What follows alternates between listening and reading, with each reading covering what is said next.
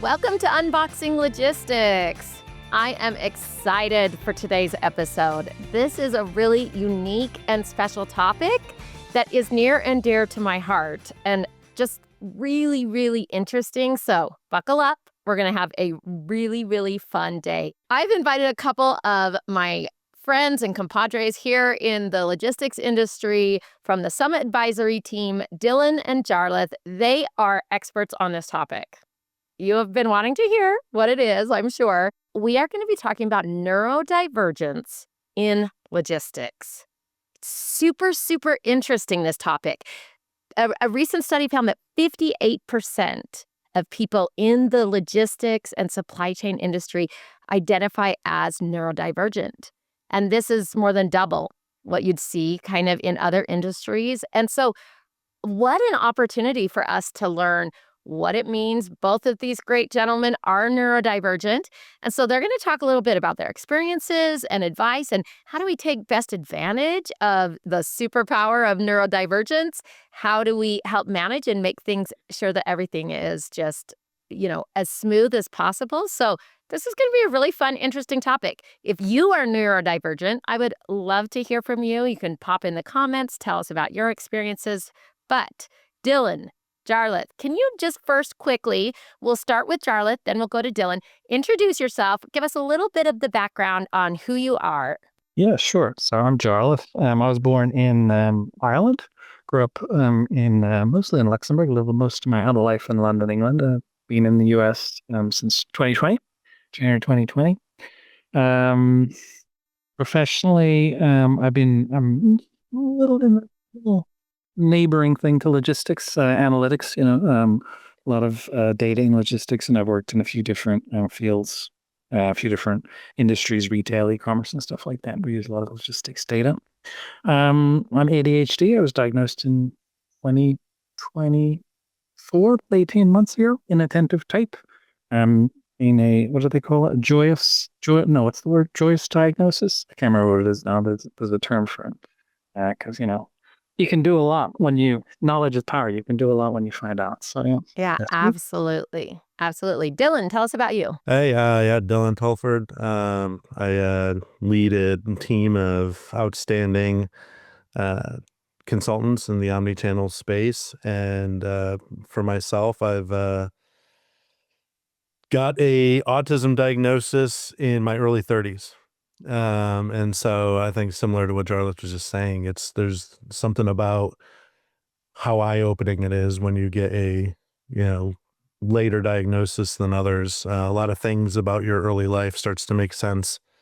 And you can start putting pieces together that were either scary before or like highly frictionful. You can start to say, oh, I might be able to deal with this differently because now I understand a little bit better on how my brain functions overall.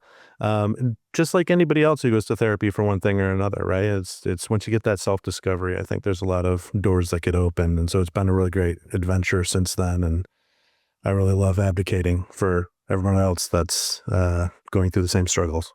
Yeah, I love that so much. And from my perspective, I am not neurodivergent. However, my husband is. So like Jarlath, I am diagnosed as ADHD as an adult after one of our kids was diagnosed, which is, I think, fairly common these days. Diagnoses are easier. And once one of my kids was, it was like, oh, wait, this kind of looks like dad as well.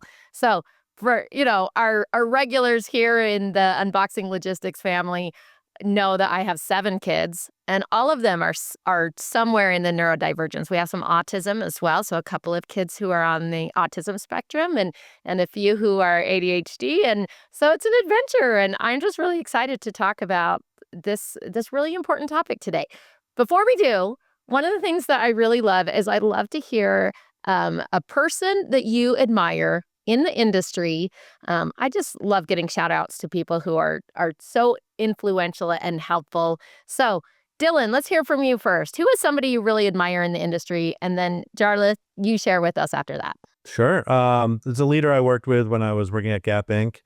His name's Kevin Kuntz. He leads the entire global logistics team overall. And just someone who, came from the floor, right? Like, so he worked in warehouses and then ran warehouses and then ran multiple campuses, and he's just grown and grown and grown.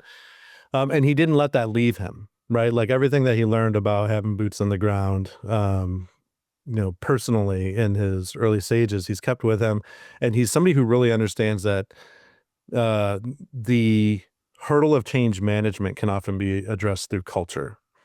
And I think that's very relevant to what we're speaking about today. But understanding how to change the culture to make change easier is something that a lot of leaders can do. And then you can, make a culture of change really in the end. And you can have people that are ready for new things to come through. And so the friction of putting in a new capability under his leadership at my time at Gap was much lower than in other circumstances that I've experienced in the past. That is fantastic. Shout out to Kevin. And I love that phrase that change management can be made easier or done well through culture. And that's super interesting. Jarlath, go ahead. Yeah, I did this one a little differently. I went for a role. I was thinking about one that I never knew existed. I'm in a place where I'm thinking a lot about my food and how things gets to me, and like the people who touch it at every step of the way. And then I worked at a clothing rental service for a while, and their distribution center is just amazing. Everything that happens there to send clothes out and get them back and then clean them was fascinating. And there's one section of their center where they repair the clothes. And there's this group of people who are like experts in stain removal, repairs. And there was this one woman who, she was the eye. It was her job to glance at a piece of clothing and say, yes, someone will wear that again, or no. And everything had to be reviewed. And I just, the attention to detail, the skill, the knowledge. She was very stylish herself. I just found it really, really impressive. I love people who are very experts in their craft. They've trained their intuition just to do something you just don't even see. I always really admire that.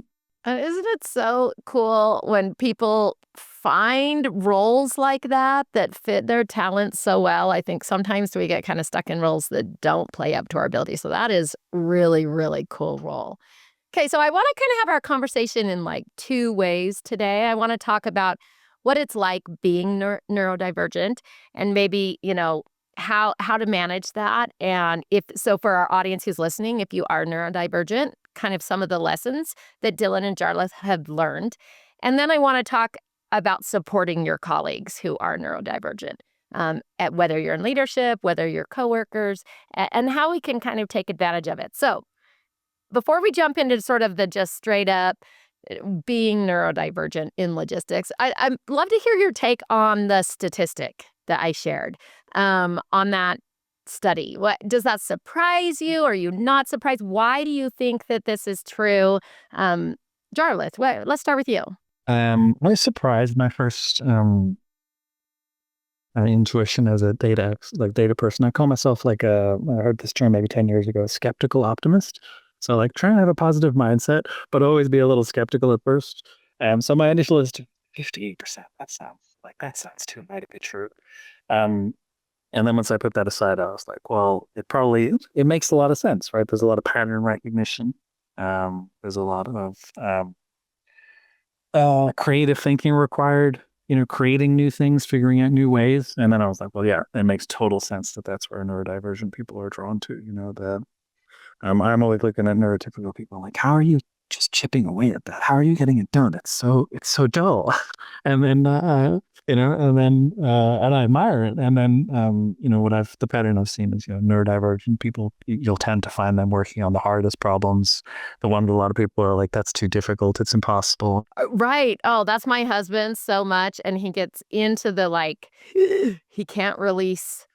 He wants to figure something out so badly. Like if you want something found, you go to him because it will make him a little bit crazy. He can't finish it. So Dylan, what about you? What were your impressions? I can't say I'm highly surprised. It's always a shock to hear some of these numbers as they come forward, but I want to throw a few other numbers towards that and kind of tell a little bit more of a story. I was looking up some recent studies on masking, which we may talk a little bit about more later. But in short, for anybody that's not aware, masking is, if you think about literally putting a mask on and pretending like you're somebody else, take that in your everyday, right? It's putting energy into hiding some of the things that may make you who you are. And in neurodiverse people, you find that this is a very common thing, and it's very unhealthy and it's very draining on energy. But the numbers I saw is 2 different studies the same year. One said 53% of people who identify as neurodivergent in the workplace mask. They know that they actively mask. The other one said 91%. Right? The gap that's in there, one of the things that made me think of was A, why is it so? What was the difference in these audiences? And if you're reaching statistical significance, shouldn't we be in a ballpark? And we're very far away when you look at that. First of all, in the statistic that you threw out, one of the things to identify in there is the word identify. It's people who, it's the number of people who identify as neurodivergent, which some of them have diagnosis, some of them don't. And that's another topic I'm sure we're going to get into later on there. People will see their own patterns in others, and they'll try to play on top of that. And there's some value within there. The other side is, of that number, when you think about the gap and the people who said that they're masking, how many people in the first study were masking that they're masking? How many of them carry some level of shame by being asked, do you pretend that you have different behaviors than you actually naturally do, kind of thing. So I was thinking about that. I was also thinking maybe people in that audience didn't really understand masking as much, so how can they say?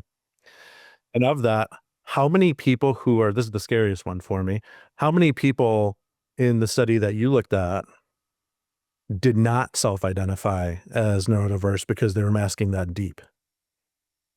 Right. And so when I look at these numbers, what I think of is what is going on in the culture and in the what level of inclusion are some of these folks working in or not, where they feel the necessity to still be different in front of everybody else. To be different than who they really are. Yes. Yeah. So let's talk about it then. In the industry, or even just in your careers in general, in your professional lives, what kind of barriers have you faced being neurodivergent? How do you approach things in a way that is different, and what do those barriers kind of look like? Jarlath, let's hear from you. I mentioned earlier, we were talking before about how I used to work mostly in London and I've been here for the last few years. And it's a very, very different experience working in the UK versus the US. You're really encouraged to put yourself forward here, put your ideas out there. And that kind of naturally leads you to unmask a bit. And I certainly, when I moved here, I found this kind of like, I'm so anxious. Like they want to know what I actually think. Are they sure?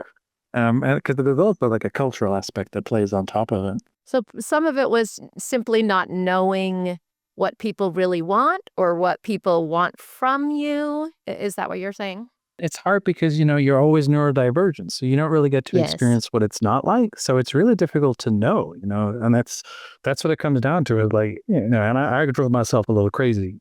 My therapist told me I was driving myself a little crazy trying to answer like, why this, why that? Like, I just, when I first got diagnosed, it was like, I wonder if it was this, I wonder if it was that. And like some of it's helpful, but there's a point at which you just need to accept that you just are. You don't know what the barriers were or were not. I think I alluded to one early, I used to beat myself up all the time because I found tedious work so hard and challenging work so easy. And it's the opposite for most people.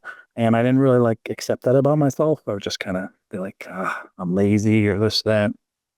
But then once I understood my ADHD diagnosis, and this is a great book, I recommend, ADHD 2.0.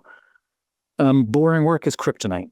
That's basically, if you're ADHD, the motivation doesn't just come. And I think, so the big barrier, probably the biggest barrier is self-acceptance, just kind of accepting who you are. There's things you're well suited to, not suited to, which is something that's helpful for everyone. Dylan, what about you? after I really started going deep into my professional career, so everybody's had jobs, right? And then like you decide what you want to do and you start really going after something that is of interest and getting much deeper into what you want to do long term and where you want to grow. As soon as I really started taking my career seriously and was really taking on that growth, and I moved into the corporate office environment, which has never been highly exciting for me. But as soon as I moved in, for years, year over year over year over year, I would get the same comments in my annual reviews, which was, so we talked to some of your colleagues and some other, some of the people that work with you fairly often, and we got very common feedback, which is you're very smart and everybody can go to you for pretty much any answer that they need, but you talk a lot. And what that really plays into, and for years, I was just like, how do I talk less? And I was trying to figure out all these different ways. And then when I got my diagnosis, we took a different route. But one of the things that I think is a positive that plays for people, so kind of on the converse of looking at the challenges, is everybody has a special interest. People who are neurodivergent tend to have tend to hyper focus on their special interest. So when you find somebody who finds a job that they really want to do, this is very interesting, they're going to put typically a lot of effort into that because they want to solve the problem. And define for our audience who don't know what it would mean to hyper-focus on something. I think you touched on it a little bit earlier, but it's not being able to let something go, right? You start on a problem, you have to finish it. You can't leave it open. Or it's extremely stressful for you to leave it open, right? Some of us have figured out that we can say, okay, I'm past the time of work that makes sense. I need to go live my life, my personal life at this point. But this isn't done yet, right? And I really need to finish this, and it's going to be important. It's going to tie into tomorrow, and then that's going to tie into the next day, and I'm not going to get anything else done this week if I don't do this, right? And it just kind of like builds up really fast on top of yourself. But when you hyper focus, you really get into it and you look at details, and since it's so interesting to you and you're hyper focused in there, you may see things other people don't see, which is great. But then you also have to explain it. My husband says that he will think about it. Like it encompasses everything. So even if he's not working on it, his mind is thinking about it, or he's searching up YouTube videos on what it could be, or Yep. it's like all encompassing. It's all he thinks about Yep. until somehow it's completed or finished or whatever it is.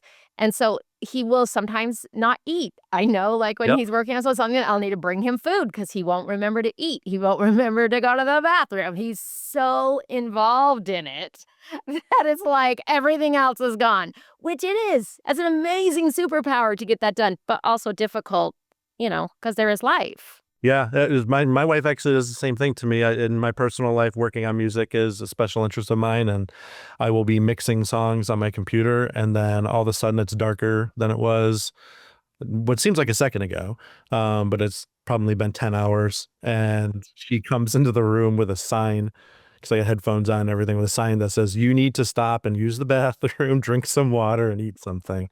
And it's funny because you're just not in that mode. That's not the thought. That's not the priority at the time. The priority is to solve this and move on. And to your point, it just sticks with you when you walk away. So even if you have the ability to walk away without kind of blowing up at that moment, it never leaves. It's again, very draining to leave a task unfinished and then try to come back to it. And not everybody who's on the spectrum or has ADHD or any other type of neurodiverse conditions that we would talk about here has that same problem, right? I think we talk about everybody's got these very different ways of Yeah. thinking. But when it does come up, it can play very well to getting to really good solutions for problems that exist out there. But that person themselves is being drained until Yes. that problem is solved in a lot of cases. And I don't know, it's something that's energy draining, but you feel very accomplished once you get to that. Yes, you get this euphoria kind of. Yes. As my husband's just like, oh. So my question for you is, how do you balance? So let's say we talk about, and Jarlath, I want to hear about what you do as well. so you get that feedback. And I think this is why people mask a lot, right?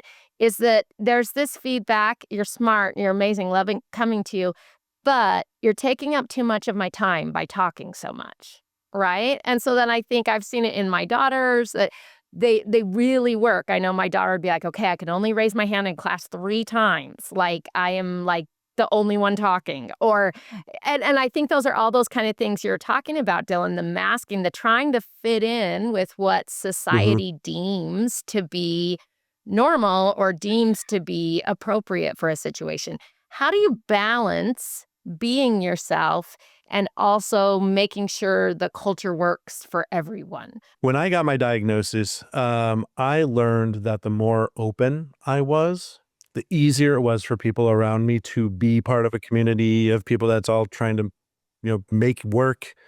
When we take it into the workplace, make work as easy as it can be for everybody and comfortable. Lucky to be around some really great people.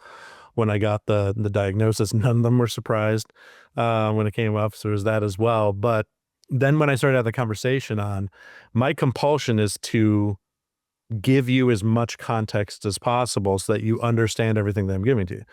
But that also might mean that when my wife asks me what a ribbon mic is, that I start with, well, first I need to tell you how, right? Like, and just like Let's go down the start in the history. Right. 1752 when, Literally yeah. 2 hours down the road, we were driving to Chicago. She asked me that question and I stopped because I heard snoring. So I just put her to sleep with this entire story. So like, I'm going to give the context. When you have enough context, my ask to people around me is, hey, I'm just going to keep going. So you need to stop me. When you have enough, or if I'm not answering your question, stop me and say, I understand this piece. What about this piece? And just get me focused right on what it needs to be. And I know, because I've had that feedback for so long, I know that I talk a lot. So I'm not I'm not taking a negative from it at all. It's somebody's just calling me out as to where I am. So you have to learn to be not sensitive about where you know those challenges. Yeah. I love that idea of being open and sharing, like, look, I know I do this. Let me know when you have enough or not enough. Because I could imagine it would be really hard and feel like, what, you didn't want to hear what I had to say or something like that. Jarlath, what about you? What have you found that is helpful or what can you share with people? A few things. I mean, I've tried a few different things. As life goes through different phases, some things that used to work don't work so well anymore, and I'm trying new things. One that came up recently was Dylan was talking to his wife and not stopping, and that's become a big problem for me the last, or I don't know. I mean, go back to self-acceptance. That's a pattern I've noticed about myself over the last 6 months or so. It's just something that happens. Yeah. And when I first got diagnosed, I was told, like, get a bunch of timers. Tried that, didn't work at all. This made me really stressed. But I was like, you know what? Uh, my wife's like, you don't realize how long you're talking. I'm like, I don't. I have no idea. It could have been 2 minutes. It could have been an hour. I really just lose track. It's everything I'm saying seems like, critical importance, and I shouldn't stop until you understand everything, right? After she told me that the last time, I just went to my office and got one of the little timers and put it on the dining table and said, just turn it to a couple of minutes whenever you feel like I've lost, I've lost myself. And we haven't tried it yet. We've also suggested I've suggested for years, like, should we just hold like a talking stick or a talking bowl or something like that? Just to stay present in the moment. The one that I do for myself that seems to work quite well, just really excessively intense exercise seems to be very, very effective for me, particularly when I'm in like a quieter phase. So the last 2 weeks I've got up at 4:30 and I'm going to CrossFit at 5:15, and I've been doing that about 10 years. Once I started that seemed to help a lot. That in combination with I practice mindfulness meditation that helps me kind of stay more self-aware. There are two things that I hope to continue forever. They seem to just be constants that always keep me centered. I think that coming back to yourself is important. I'm going to go ahead and share. I created a list because they're all fantastic, specific coping skills that you guys have talked about: meditation, exercise, timers. Now, I have 2 daughters on the ADHD who have ADHD, and they have used timers mainly for that time blindness. Kind of like Dylan simply because they had that exact thing. Like my daughter, college student, and she'll be like, wow, I sat down at 8 a.m. and suddenly it's midnight and I'm still working on this project. I realize I haven't done anything. So she found that having something buzz, it had to be a buzz on her arm, kind of helped her track the fact that time was going by, not even necessarily do anything else. Being open about it and just letting people know, hey, I've got this challenge. I'm aware of it. I know that I talk too much. It's interesting as you guys talk about talking too much because my husband, who has ADHD, talks so much. But he said he'd feel so frustrated. He said, I feel like I'm not being able to talk enough. And I would say, but if you actually looked at the time, you're talking like twice as much as me. Like say we're having an argument, a discussion. And he realized his problem was he felt like he was almost measuring it in how many points he could get across, where I could get a point across really fast and he would have to kind of wander around it a little bit before he'd land the plane for the point. And so maybe he didn't get as many points across. And so there was a lot of extra talking and he's worked on that as well. But I love Dylan's point to let people know, hey, this is how you can help me. Put your hand up, say, oh yeah, I got that. Feel free to interrupt. I think that that's healthy when you've had that conversation, then you're not going to feel as offended maybe that they interrupted you and say, yeah, just jump in and let me know if you understand what I'm saying. Those are all really good, solid, actionable things that anyone listening today can go out and try some different things. I love as well, both of you kind of touched on needing to experiment. Different people, different things will work well, different times of life. Jarlath, that was a great point that, what worked maybe in one situation or at one time of life might not work later. Anything else, I guess, in terms of advice for people who are neurodivergent to be able to be themselves and not need to mask too much, but also be accommodating to your coworkers? Yeah, I'm gonna throw another one out that it's still asking for the concession from somebody, but I have a condition where I am unable to interpret compliments. So I don't feel embarrassed or anything like that when they come up. It is like somebody is coming up to you with urgency in a language you've never heard of or can't relate to anything. So you can't even say, okay, I got to go look up Ukrainian to figure out what this person's saying to me. You have no like angle to go from, right? It is just completely alien. And it's fine in little spurts, right? Hey, you did great on this. And then just it leaves. It comes in, it's a little confusing for me. I know because I've, lived amongst other people for so long kind of things. Like I know it's appropriate to say thank you and it's appropriate to appreciate the thought. And I can do that, but it's a separated, it's like compartmentalized, if you will. So while it's happening, I can't go through any of it. While it's happening, I'm just trying to figure out what's being said to me and why it's being said to me that way. And what ends up happening is I get really stressed.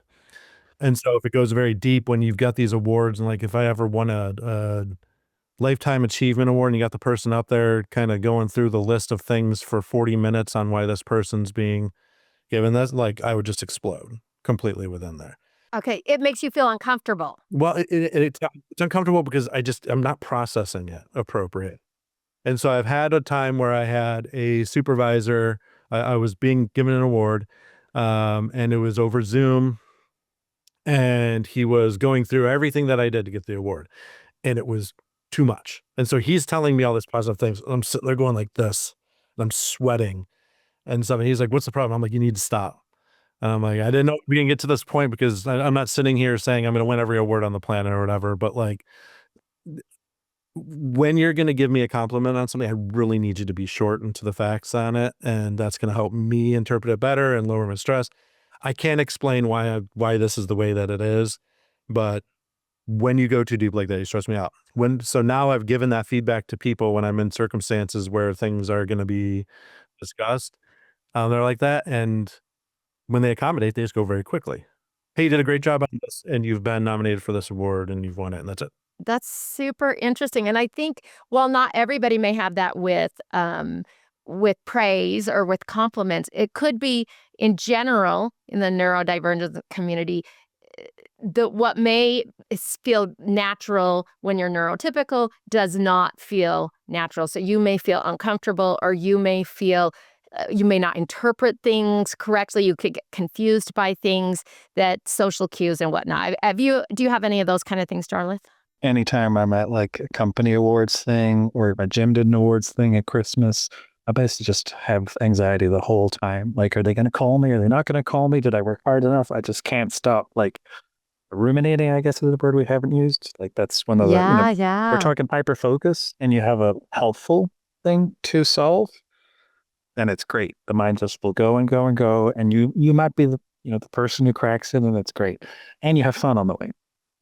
The negative side is something comes to you that that for whatever reason, you just can't think positively about and just get stuck in it. So yeah, I hate awards ceremonies. We had one company I was at, they wanted to boost like the morale and they came up with let's do awards. And I went, no, can't we just all work together for the greater good? I don't want to stand out. It doesn't resonate with me for whatever reason. I think it's a little imposter syndrome as well. It's like a very common thing. I have that like all the time. I'm like, with compliments, I'm like, you're trying to get something from me. There's no way this is true. But like the mind just kind of goes there. I don't know if that's like associated with the late diagnosis, because that's one thing that comes up. If you grow up not knowing this about yourself, not feeling as accepted as perhaps your peers do. Maybe it's develops as you grow up. I don't really know. Yes. It's a reality as an adult who's diagnosed that you're just like, I'm not so sure. So yeah, that's a big one for me. Yeah. Oh, absolutely. And I think so. As I'm thinking of it as a leader, when I have a team, um, what I may think is like, oh, they're going to be so happy because I'm going to just show everyone this person's amazing surprise, and that may be the very last thing they want. So let's talk then about advocating for yourself so that you can get that. And then let's talk about maybe if you've had examples of people doing well. I know, Dylan, you've kind of shared a little bit about that in advocating for yourself. But what can people do, especially if you're in leadership? We know now 58% of people, probably at least, are neurodivergent here in our industry. So question one, and again, I know your journey is very short, Jarlath. You have only been diagnosed shortly. Dylan's a little bit longer, but are there things you've done, Jarlath, to help advocate for yourself? And then Dylan, you share as well. Let's start with Jarlath. I think so, but I don't think I really thought about it that way at the time. The thing I'm working on at the moment is my assertiveness to assert myself better, assert my opinion and needs better. So that's something I'm actively working on. In terms of advocating, I think I used to do a bit aggressive about it in hindsight, because I kind of was like, not like, just didn't understand why it was so hard for the other person to get me. I was like, wait, don't you experience this as well? And the answer was no, they don't. We all assume everyone's thinking and experiencing life the way we do. So you're like, why are you doing this? This is so uncomfortable. I look back and I remember like, I had a CFO I worked with. It was a fabulous time working with him. And he used to do things, he would give me like good feedback on things like that. He told me I was just like, I'd move too fast. I'd think too fast. This was very helpful for me getting my diagnosis. Like, he went on to become CEO and had a fabulous exit. And I was like, this guy who's hugely successful, incredibly intelligent, told me I was thinking too fast and I wouldn't explain things like in enough steps. So I was like, okay, that sounds about right. But he used to do like little things that helped me feel like seen. And I think this is what I want to try and advocate more. He used to bring in his son's math homework. Every few weeks he'd have like a question and his son couldn't answer, or the textbook answer didn't make sense. And he'd come down to my desk and he'd be like, right, so I've got another one. And we'd sit there for 20 minutes on the whiteboard kind of during his son's math homework. And for whatever reason, that just, that I like. And I think what I'm learning to advocate is like to just treat me as an individual. Like, I've had a few managers who are just like, well, your colleague X or Y can do this or that. I'm like, yeah, I don't know why. I'm not like them. And so that's something I'm trying to advocate more. I might have the same job title, but I'm a different person.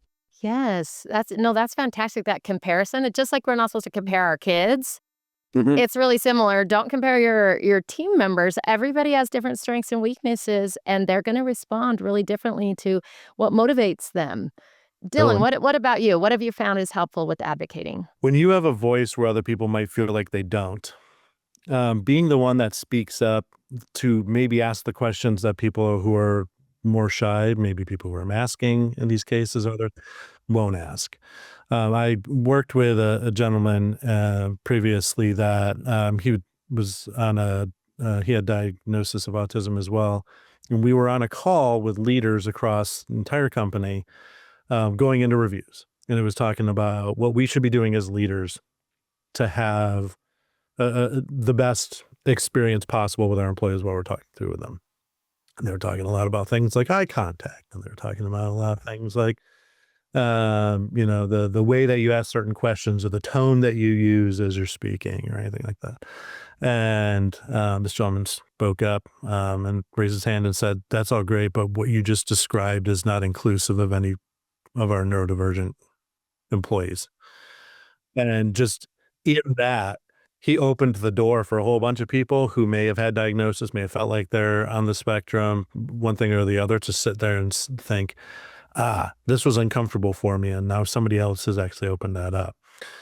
So in taking that lead, and I really connected the dot on if we were having some other conversation where maybe I'm an expert and other people aren't that are in the room, but they don't know what questions to ask, I'll ask questions even if I know the answer to them to try to open up that it's okay to ask questions and open the door for maybe other questions that might trigger. I try to do the same thing as whenever there's a chance to have a conversation where we can talk about how we behave differently, and I'm able to open up in there something about this community of folks in the workplace.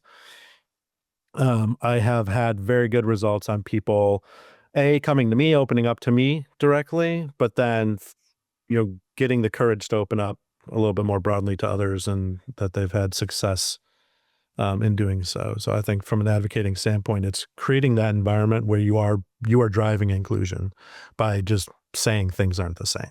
Yeah, I love the idea of as a neurotypical, coworker or leader being able to advocate for. And so that means a little bit of a level of understanding I though. mean, And I feel like also from you gentlemen, as we were talking about, you need to understand your own areas that maybe are different from what other people are. So you can advocate for yourself to say like, oh, I talk a little bit too much, or my mind moves too fast, or so it does require kind of some understanding. Unfortunately, we're running out of time, and we need like part 3, 4, 5, 6, 7 of this. But if you had one piece of advice, or if you have 7 pieces of advice, whatever, what is your advice for leaders specifically? Leaders out there. I know there's a lot of you in the audience. The majority of your workers in this industry are likely neurodivergent. You probably don't know that. You probably are unaware of who that may be with the masking, the hiding, the keeping, trying to fit in. Um, what can these leaders do? You've touched on some great things already, but if you have some final advice, anything we've missed, let's get that here today, and throw it in the comments if you want to hear more. We can have a lot of topics on everything from hyper focus to how do you take that hyper focus and use it as a superpower. What are some things that we've done? So we could get into more. So let me know if you want to hear more episodes. But let's start with Jarlath, and then we'll end with Dylan. Jarlath, any just sort of final advice in the last few minutes? Yeah, I think the one that always resonated strongly with me before and after diagnosis was creating a workplace where it feels psychologically safe. I think that's a term that kind of encompasses quite well. A good workplace that promotes inclusivity, whether it's neurodivergence or something else, just somewhere where people can be themselves. With diagnosed, not diagnosed, using the terms or not, whatever it is, because some people are, there's some stigma that comes with it. You know it, but you don't want to tell people. Everyone goes on their journey. I think I knew it for 2 years, but was in denial. My wife's ADHD, and was kind of took me a long time to go, I'm going to go get assessed. It took them 10 minutes. That was like, that you just kind of, you don't want to be like set back or anything. So yeah, psychological safety, I think, is the big one. If someone comes and says, I need this, they shouldn't have to go to the doctor and produce a note in most circumstances. I'm sure there's Yes. exceptions, but asking people to prove they need it, I think just trust people, that's the best thing to do. Some people will take advantage of it. It's inevitable, but I think it's for the greater good. It's best to promote that psychological safety at work. Yeah. Dylan. My biggest piece of advice is back to that word inclusion is don't take this conversation or the conversations that you've had that have kind of pointed you towards this topic and over-index and hyper-focus yourself on what do you do with this community. There's this great illustration that's out there on the difference between exclusion, segregation, integration, and inclusion. And just the high level, you've got a group here, and then just kind of these other folks that's exclusion. You've said these ones belong and these are just kind of everybody else. Then you've got segregation, right? You've got a group here, and then you've drawn a circle around a group here, but you haven't brought them together. They're two completely separate things. Then you've got integration, where you take that second circle and you move it inside the big circle, but it's still its own circle. Included, but it's still this own little pocket that kind of sits around there. Inclusion is truly all the different circles and squares and triangles and everything inside that hole. It's really bringing it in. So you're not creating quiet places to work in the office for people who are neurodivergent. You're creating quiet places in the office for people who may need time that is quieter than others for what they do, and that could be anybody. You're not considering people wearing headphones at their desk as a concession for people who have a disability. It is, if you work better and you're more efficient at what you do with headphones, sure. As long as you're able to get your job done, right? We should be finding the way and really acknowledging that everybody thinks differently. We should be finding the ways that we're making giving people the ability to be as effective as possible in the jobs that they have. We hired them for it. We interviewed them. We understand their skill sets. Allow them to put them to play. Don't take that step too far where you draw a circle around it. Keep it with everybody. I've heard a saying once, the opposite of fitting in is belonging, which is interesting. Fitting in is just trying to make yourself like every other person. Belonging is you are yourself and you belong. And that sounds exactly what you were saying. There are so many, it's a great point. There are so many people who have different strengths, different weaknesses, different working styles, different learning styles. And especially as leaders, that is our job, is to make sure everyone belongs, not that everyone just fits into the box that we want them to fit into. So fantastic discussion. I'm super inspired by both of you, and I'm really inspired to think about my own team and what I can do to make sure that we are making sure everyone belongs and that they are living up to their potential. So thank you so much for being here. This has been a fantastic episode. Appreciate you both so much. Thank you for having us. Thank you for having us. Anybody who's listening, please reach out if you have more questions as well. We're happy. Great point. Where can they get in contact with you? Jarlath, are you on LinkedIn? Yeah. There's only one Jarlath Phelan on LinkedIn, so I'm easy to find. The benefits of a unique name. So Go to LinkedIn, connect with these guys, talk to them. They can give you suggestions. So fantastic episode. Thank you again so much. And leave us a note in the comments, like, subscribe, all those things. Let us know what questions you have, and we'll see you next time.